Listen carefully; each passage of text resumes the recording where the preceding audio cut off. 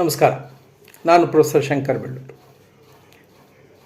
ಮೊನ್ನೆ ಪಾರ್ಕಲ್ಲಿ ವಾಕಿಂಗ್ ಹೋಗ್ಬೇಕಾದ್ರೆ ಒಂದು ಘಟನೆ ನೋಡಿದೆ. ತಾಯಿ ಮಗು ಎರಡು ಪೇರು ಶಟಲ್ ಬ್ಯಾಡ್ಮಿಂಟನ್ ಆಡ್ತಿದ್ರು. ಒಂದು ಮಗು ವಯಸ್ಸು ಬಹುಶಃ 10ರಿಂದ 11 ಇರ್ಬೋದು, ಇನ್ನೊಂದು ಚಿಕ್ಕ ಮಗು ಬಹುಶಃ ಒಂದು 6ರಿಂದ 7 ವರ್ಷ ಇರ್ಬೋದು.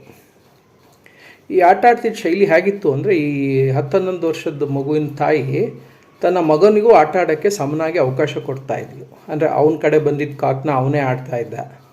ಈ ಕಡೆ ಏನಾಗಿತ್ತು, ಬಹುಶಃ ಮಗು ಚಿಕ್ಕದು ಅಂದ್ಕೊಂಡ ಏನೋ ತಾಯಿ ಮ್ಯಾಚ್ ಸೋತೋಗ್ತೀವಿ ಅನ್ನೋ ಕಾರಣಕ್ಕಿರಬೇಕು, ಆ ಮಗುಗೆ ಆಡೋಕ್ಕೆ ಬಿಡ್ತಾ ಇರಲಿಲ್ಲ. ಅದು ಜೋರಾಗಿ ಕೂಕ್ಕೊಳ್ತಾ ಇರೋದು, ಅಮ್ಮ ನಾನು ಹೊಡಿತೀನಿ ಅಂತ ಬಂದರೂ ಅಮ್ಮ ಬಿಡ್ತಾ ಇರಲಿಲ್ಲ. ಅವರೇ ಇಡೀ ಏರಿಯಾನ ಕವರ್ ಮಾಡ್ತಾಯಿದ್ರು. ಅದು ನೋಡ್ಕೊಂಡು ಹಾಗೆ ಮುಂದೆ ಹೋದೆ. ಮತ್ತೊಂದು ರೌಂಡ್ ಬಂದಾಗ ಆಟ ನಿಂತೋಗಿತ್ತು. ಆ ಚಿಕ್ಕ ಮಗು ಇತ್ತಲ್ಲ ಹತ್ಕೊಂಡು ಕೂತಿತ್ತು.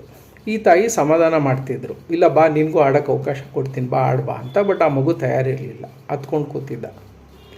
ಇದು ನೋಡಿದಾಗ ನನಗನ್ನಿಸ್ತು, ಎಲ್ಲೋ ಒಂದು ಕಡೆ ಈ ತಾಯಿ ಒಂದು ಒಳ್ಳೆ ಕೆಲಸ ಮಾಡಿದ್ಲು. ಬಾಕಂದ ನಿನ್ನ ಜೊತೆ ನಾನು ಆಟ ಆಡ್ತೀನಿ ಅಂತ ಮೊಬೈಲು ಟಿ ವಿ ನೋಡ್ಕೊಂಡು ಕಾಲ ಕಳಿಯೋಕ್ಕಿಂತ ಇದು ತುಂಬ ಒಳ್ಳೆ ಕೆಲಸ. ಇದು ಕರ್ಕೊಂಬಂದಿದ್ದು ಒಳ್ಳೆ ಕೆಲಸ ಮಾಡಿದ್ರು. ಆದರೆ ಎಡವಟ್ಟು ನನ್ನ ಪ್ರಕಾರ ಎಲ್ಲಿ ಮಾಡಿದ್ರು ಅಂದರೆ, ನೀನು ಚಿಕ್ಕವನು, ನಿಂಗೆ ಸರಿಯಾಗಿ ಆಡೋಕ್ಕೆ ಬರಲ್ಲ, ನಾವು ಮ್ಯಾಚ್ ಸೋತೋಗ್ತೀವಿ ಅನ್ನೋ ಕಾರಣಕ್ಕೆ ಏನು ಮಾಡಿದ್ರು, ಅವ್ನಿಗೆ ಆಡೋಕ್ಕೆ ಬಿಡ್ದಲೆ ಈಕೆನೇ ಅವನ ಪರವಾಗೂ ಆಟ ಆಡ್ತಿದ್ರು. ಈ ಮಕ್ಕಳ ಪರವಾಗಿ ನಾವು ಅವರ ಜೀವನದಲ್ಲಿ ಎಷ್ಟು ಇನ್ವಾಲ್ವ್ ಆಗಬೇಕು, ಇದೊಂದು ಪ್ರಶ್ನೆ. ನಾವು ಎಲ್ಲಿ ಗೆರೆ ಎಳಿಬೇಕು ಅನ್ನೋದು ಅಪ್ಪ ಅಮ್ಮಾಗಿ ನಮ್ಗೆ ಗೊತ್ತಿರಬೇಕು. ಅಬ್ಬಬ್ಬ ಅಂದರೆ ಏನಾಗಿರೋದು, ಮ್ಯಾಚ್ ಸೋತಿರ್ತಿದ್ರು ಅಷ್ಟೇ, ಯಾರಿಗೂ ಗೊತ್ತಾಗೋದದು ಅಲ್ವಾ? ಆದರೆ ತಾನು ಮ್ಯಾಚ್ ಗೆಲ್ಲೇಬೇಕು ಅನ್ನೋ ಹಠದಲ್ಲಿ ಮಗುಗೆ ಅವಕಾಶ ಕೊಡ್ತಿದ್ರಿಂದ ಈಗೇನಾಯಿತು, ಮಗುಗೆ ತನ್ನ ಮೇಲೆ ತನಗಿದ್ದ ನಂಬಿಕೆ ಕಮ್ಮಿ ಆಗಿರುತ್ತೆ, ಕಾನ್ಫಿಡೆನ್ಸ್ ಕಮ್ಮಿ ಆಗಿರುತ್ತೆ. ಬಹುಶಃ ನನಗೆ ಕೈಲಾಗ್ದವನೇನೋ ಅನ್ನೋ ಒಂದು ಫೀಲಿಂಗ್ ಬರೋಕ್ಕೆ ಶುರು ಆಗುತ್ತೆ. ತುಂಬ ಚಿಕ್ಕದು ಮಗು, ಅದು ಅಷ್ಟೆಲ್ಲ ಗೊತ್ತಾಗ್ತಾ ಅನ್ಕೋಬೇಡಿ, ಖಂಡಿತ ಈ ಭಾವನೆ ಆ ಮಗುಗೆ ಬಂದೇ ಇರುತ್ತೆ. ಮತ್ತು ಇನ್ನೊಂದು ನೋಡಿ, ಆ ತಾಯಿ ಆ ಮಗುಗೆ ಅವಕಾಶ ಕೊಟ್ಟಿದ್ರೆ ಆಡೋಕ್ಕೆ, ಏನಾಗೋದು, ಮಗು ಬಹುಶಃ ಸರಿಯಾಗಿ ಆಡೋಕ್ಕಾಗ್ತಾ ಇರಲಿಲ್ಲ, ಒಂದು ಶಾಟ್ ಮಿಸ್ ಆಗೋದು, ಆ ಗೇಮ್ ಸೋಲ್ಬೋದಾಯಿತು. ಆದರೆ ಆ ಮಗುವಿನ ಮನಸ್ಸಿನಲ್ಲಿ ತಾನು ಇನ್ನೂ ಪರಿಶ್ರಮ ಹಾಕಬೇಕು, ತಾನು ಇನ್ನೂ ಪ್ರಯತ್ನ ಪಟ್ಟು ಆಸಕ್ತಿಯಿಂದ ಆಡಿದ್ರೆ ಮುಂದೊಂದು ದಿನ ನಾನು ಒಳ್ಳೆ ಆಟಗಾರ ಆಗ್ಬೋದು ಅನ್ನೋದಾದ್ರೂ ಗೊತ್ತಾಗೋದು. ಪ್ರಯತ್ನಕ್ಕೆ ಎಷ್ಟು ಮಹತ್ವ ಇದೆ ಅನ್ನೋದಾದ್ರೂ ಗೊತ್ತಾಗೋದು ಆ ಮಗುಗೆ. ಈಗ ನೀವೇನು ಮಾಡಿದ್ರಿ, ಅದರ ಜೀವನದಿಂದ ಹೊರಗೆ ತೆಗೆದು ನಿನ್ನ ಪರವಾಗಿ ನಾನು ಆಟ ಆಡಿ ನಿನ್ನನ್ನು ಗೆಲ್ಲಿಸ್ತೀನಿ. ನನ್ನ ಪ್ರಶ್ನೆ ಎಲ್ಲ ಪೋಷಕರಿಗೆ ಇಷ್ಟೇ, ನಿಮ್ಮ ಮಕ್ಕಳ ಪರವಾಗಿ ಆಟ ಆಡಿ, ನೀವು ಅವ್ರನ್ನ ಎಲ್ಲೆಲ್ಲಿ ಯಾವ ಹಂತದವರೆಗೂ ಗೆಲ್ಲಿಸೋ ಸಾಧ್ಯತೆ ಇದೆ. ಹೌದು, ಮಕ್ಕಳಿಗೆ ತಂದೆ ತಾಯಿ ದೈವ ಸ್ವರೂಪನೇ, ಆದರೆ ನಿಮ್ಮದೇ ಆದ ಲಿಮಿಟೇಷನ್ ಇದೆ ಅಲ್ವಾ? ಎಲ್ಲಿವರೆಗೂ ಅವ್ರ ಪಲ್ಲಕ್ಕಿನ ಹೊತ್ಕೊಂಡು ಹೋಗ್ತೀರಾ? ನಾನು ಕಷ್ಟಪಟ್ಟೆ, ನನ್ನ ಜೀವನದಲ್ಲಿ ತುಂಬ ಶ್ರಮ ಹಾಕಿದ್ದೀನಿ, ನನ್ನ ಮಕ್ಕಳು ಸುಖವಾಗಿರಬೇಕು, ಅವರು ಕಷ್ಟಪಡಬಾರ್ದು. ಈ ಥರ ಓವರ್ ಪ್ರೊಟೆಕ್ಷನ್, ಓವರ್ ಇಂಟೆಲಿಜೆನ್ಸಿಂದ ನಾವೇನು ಮಾಡ್ತಾ ಇದ್ದೀವಿ, ಮಕ್ಕಳ ಮೆಂಟಲ್ ಮತ್ತು ಎಮೋಷ್ನಲ್ ಸ್ಟೇಟ್ನ ವಲ್ನರಬಲ್ ಮಾಡ್ತಾ ಇದ್ದೀವಿ. ಅವನ್ನೆಲ್ಲೋ ಒಂದು ಕಡೆ ಕುಗ್ಗಿಸ್ತಾ ಇದ್ದೀವಿ, ವೀಕ್ ಮಾಡ್ತಾ ಇದ್ದೀವಿ. ಅವ್ರಿಗೆ ನಮ್ಮ ಮೇಲೆ ಡಿಪೆಂಡೆನ್ಸ್ನ ಜಾಸ್ತಿ ಮಾಡ್ತಾ ಇದ್ದೀವಿ.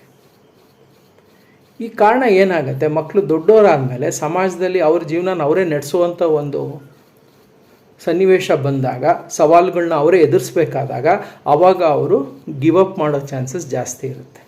ಯಾಕೆಂದರೆ ಅವ್ರಿಗೆ ಸಮಸ್ಯೆ ನಿಭಾಯಿಸೇ ಗೊತ್ತಿರಲ್ಲ. ಅಪ್ಪ ಅಮ್ಮ ಯಾವಾಗಲೂ ಅವ್ರ ಜೊತೆ ಇರೋದಕ್ಕಾಗೋದಿಲ್ಲ.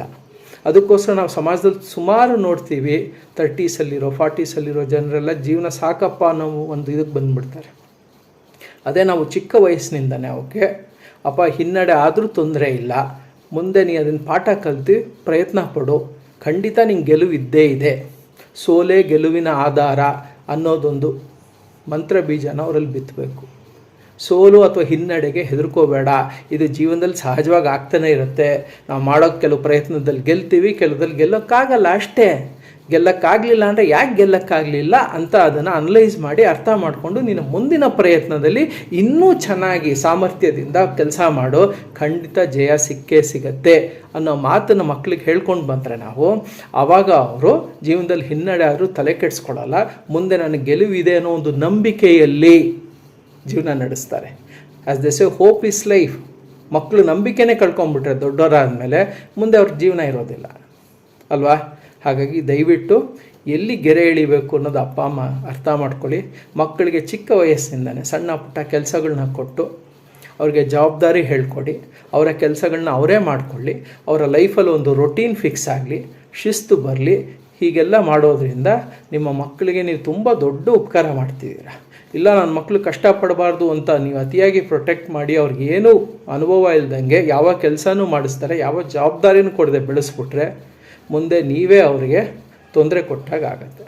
ದಯವಿಟ್ಟು ಇದ್ರ ಬಗ್ಗೆ ಯೋಚನೆ ಮಾಡಿ. ನಿಮ್ಮ ಆಲೋಚನೆಗಳನ್ನ ನನ್ನ ಯೂಟ್ಯೂಬ್ ವಿಡಿಯೋ ಕಮೆಂಟ್ ಸೆಕ್ಷನಲ್ಲಿ ಹಾಕಿ. ವಿಚಾರ ಇಷ್ಟ ಆದರೆ ಬೇರೆಯವ್ರ ಜೊತೆ ಹಂಚ್ಕೊಳ್ಳಿ. ನಮಸ್ಕಾರ.